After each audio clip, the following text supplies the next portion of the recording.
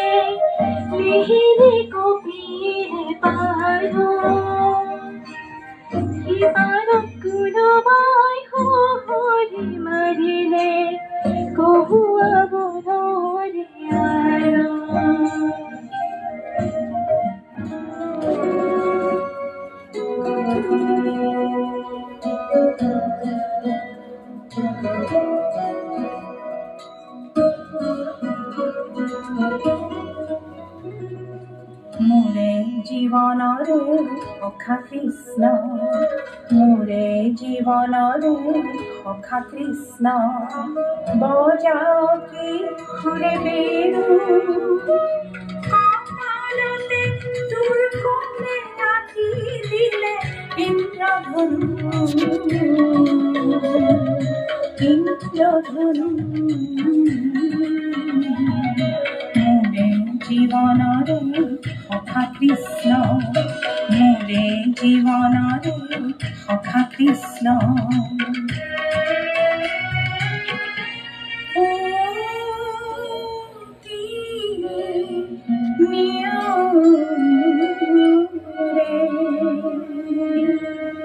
হানে সারনাতে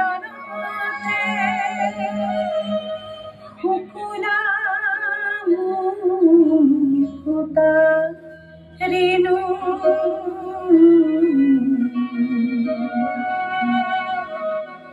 শ্যামল ভাতে কোনে সন্দ বিন্ধালে শ্যামল ভাতে কোনে সন্দ বিন্ধালে অতল ফুল কমানিয়া তনু অতল ফুল কমানিয়া তনু বজাও কি ঘুরে বেণু কৃষ্ণ তোই বজাও কি ঘুরে বেণু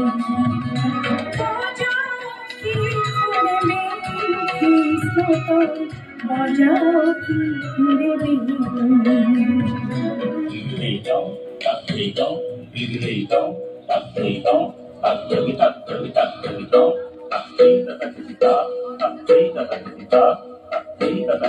ফুলরে জিঞ্জিরি বিধানিব ফুলরে জিঞ্জিরি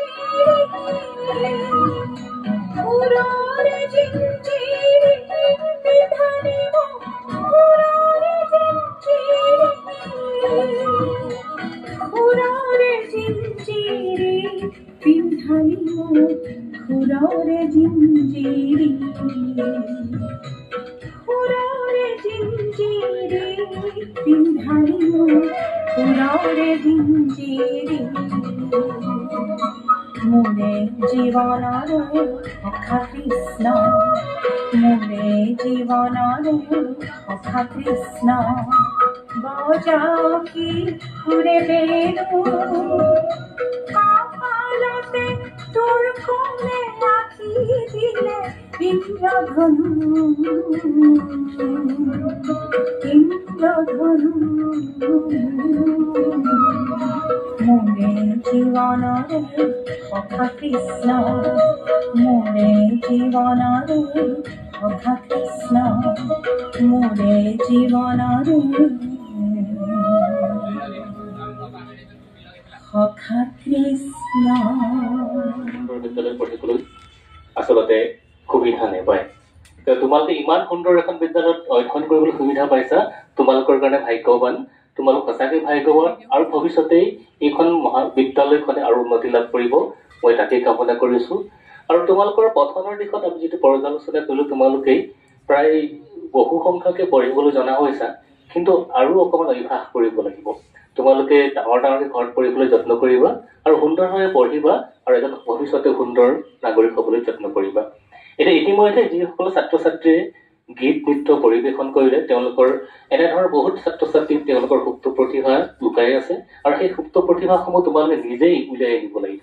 তুমি কোনটো দিশত পাৰ্গত তোমালোকে নিজেই তাৰ দিশত তোমালোকে নিজেই অগ্ৰসৰ হ'বলৈ তোমালোকে নিজেই ওলাই আহিব লাগিব আৰু ভৱিষ্যতে এজন সুস্থ সবল ব্যক্তি হিচাপে পৰিগণিত হ'ব। মই দুটামান কথা আপোনাক কৈ দিওঁ, যিসকল গীত পৰিৱেশন কৰিলে তাহাঁতৰ অকণমান ৰিয়াজ কৰিব লাগিব, নোটছ অকণমান সাৱধান হৈ আছে, তোমালোকে অকণমান কষ্ট কৰিবা, নোটছ অকণমান কম যেন লাগিছে ক'ৰবাত ক'ৰবাত। আৰু ডেন্সৰ যিটো নৃত্য কৰিলা, ডেন্সৰ এটা মুদ্ৰাটো মই দেখিছোঁ, চুলি এনেকুৱা কৰা, এই পৰিৱেশত যাতে ভৱিষ্যতে নকৰা যিসকল নৃত্য কৰিছা, সেইটো কিন্তু মুদ্ৰাটো।